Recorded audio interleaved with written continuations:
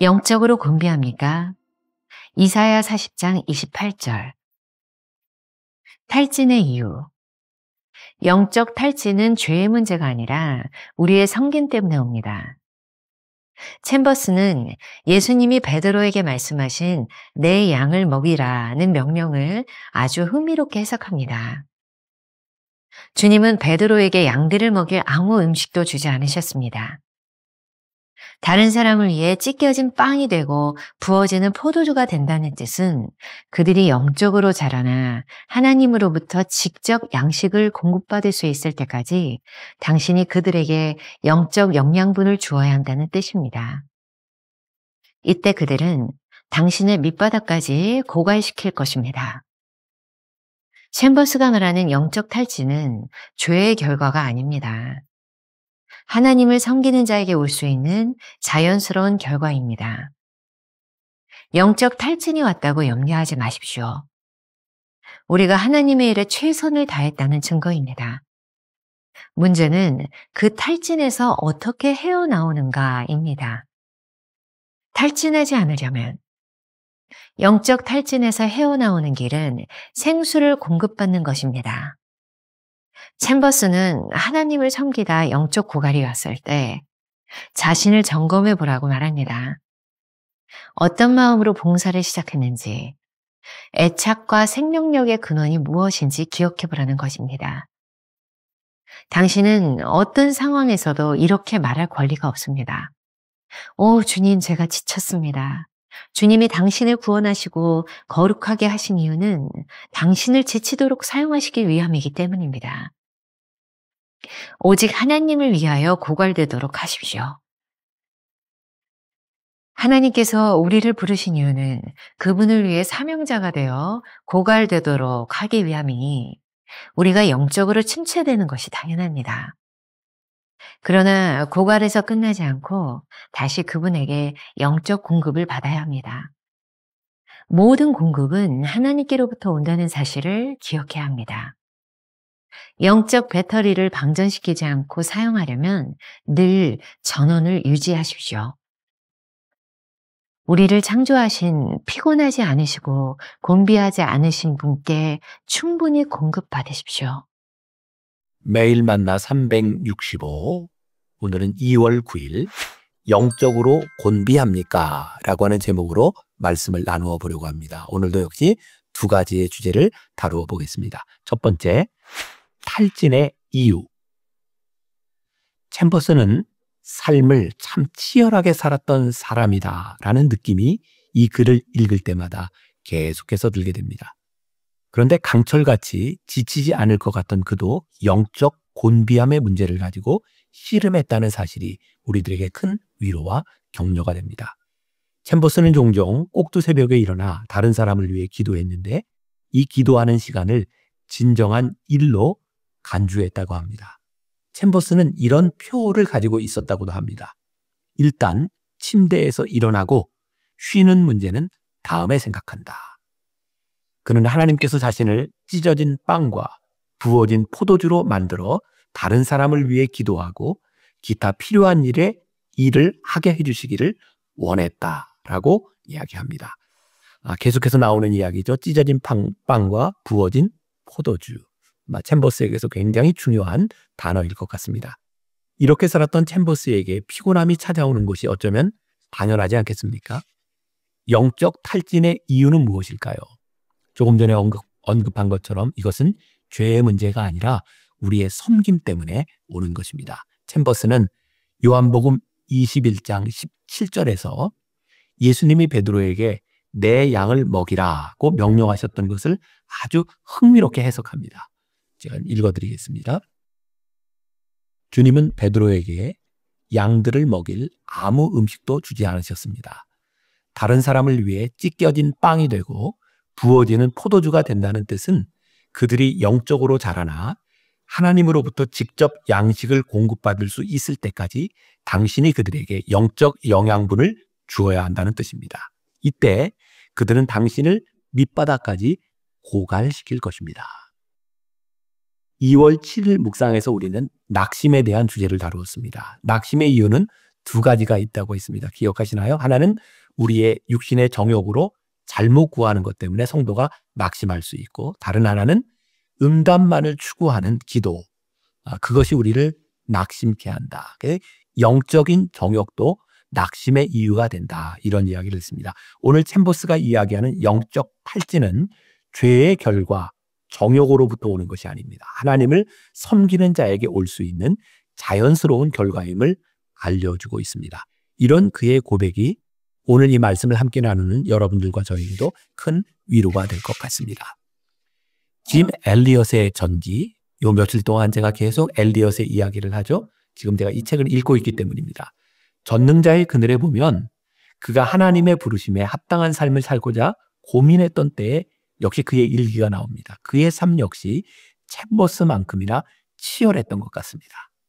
그가 얼마나 그리스도로 인해 완전히 쓰임받기를 원했는지 그는 이렇게 글을 쓰고 있어요. 그리스도를 얻는다는 것은 안으로 상실을 인정함과 동시에 밖으로 그 상실을 감수하는 것이다. 나도 그분을 위해 잃은 것이 있지만 속으로 은근히 아끼곤 한다. 바울은 내가 그를 위하여 모든 것을 잃어버리고 배설물로 여긴다라고 고백했다. 영적 탈진이 왔다고 염려하지 마십시오. 당신이 하나님의 일에 최선을 다했다는 증거이기 때문입니다. 문제는 우리가 이 영적 탈진에서 어떻게 벗어나느냐가 아니겠습니까? 우리가 기억해야 될 한 줄 노트. 당신에게 영적 탈진이 왔다면 최선을 다해 주님의 일을 했다는 증거입니다. 두 번째 주제, 탈진하지 않으려면.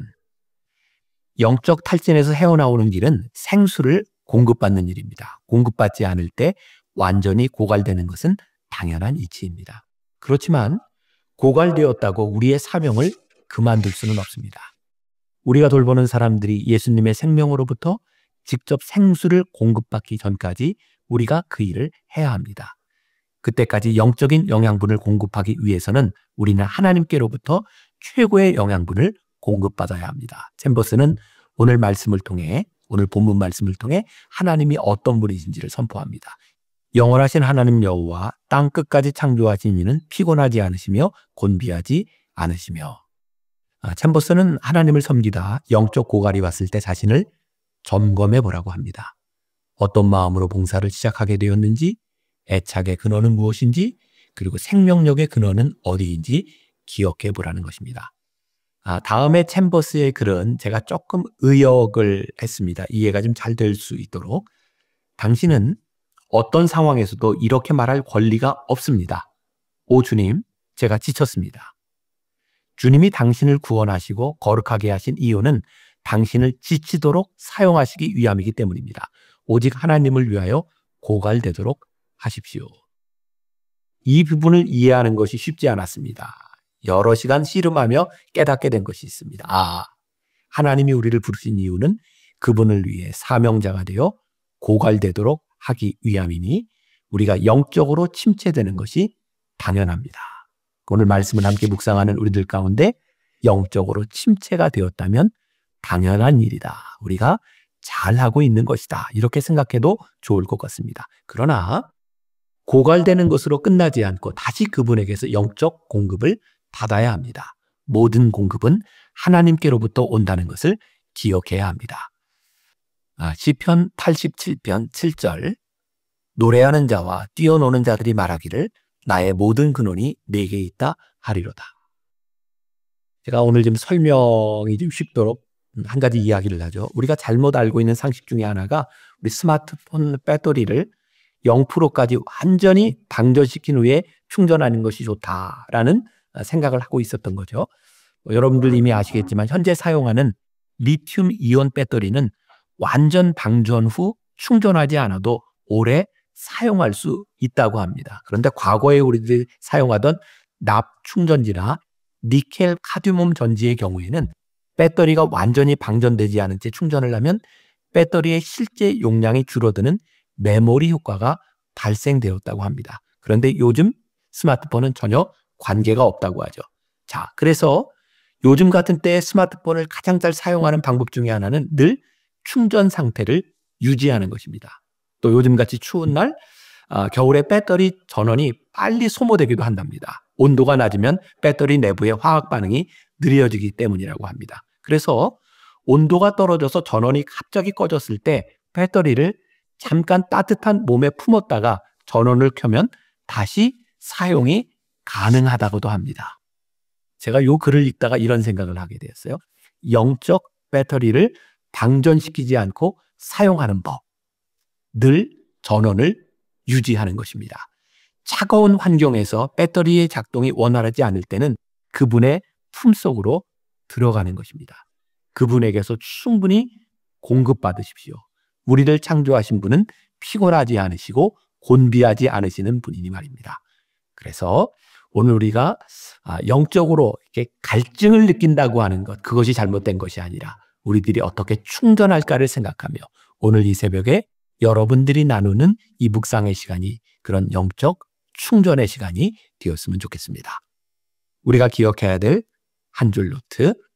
하나님을 위해 탈진하는 것은 영광스러운 일입니다.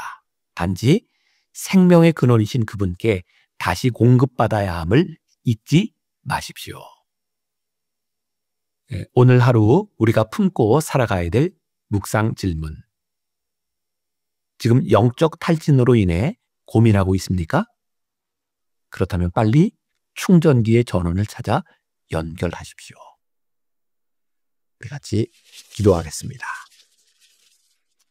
하나님, 때때로 우리가 이 세상을 살아가며 하나님의 일을 하며 탈진할 때가 있습니다. 곤고할 때가 있습니다. 왜 우리는 이렇게 지쳐버리는지 나 스스로를 용납하지 못할 때도 있습니다. 그런데 오늘 말씀을 통해 우리들에게 주시는 큰 위로가 있습니다. 네가 탈진했다면 네가 열심히 쓰임받았다는 증거이니 염려하지 말아라. 오늘 그 말씀을 우리들의 가슴에 품고 이렇게 기도합니다. 주님, 다시 우리를 채워 주옵소서. 오늘 우리들이 하나님을 바라보며 다시 영적으로 채워지는 귀한 하루 되게 하여 주옵소서. 예수님의 이름으로 기도했습니다. 아멘. 영적 탈진이 왔다면 최선을 다해 주님의 일을 했다는 증거입니다. 하나님을 위한 탈진은 영광스러운 일입니다. 단지 생명의 근원이신 그분께 다시 공급받아야 함을 잊지 마십시오. 영적 탈진으로 인해 고민하고 있습니까? 빨리 충전기의 전원을 찾아 연결하십시오.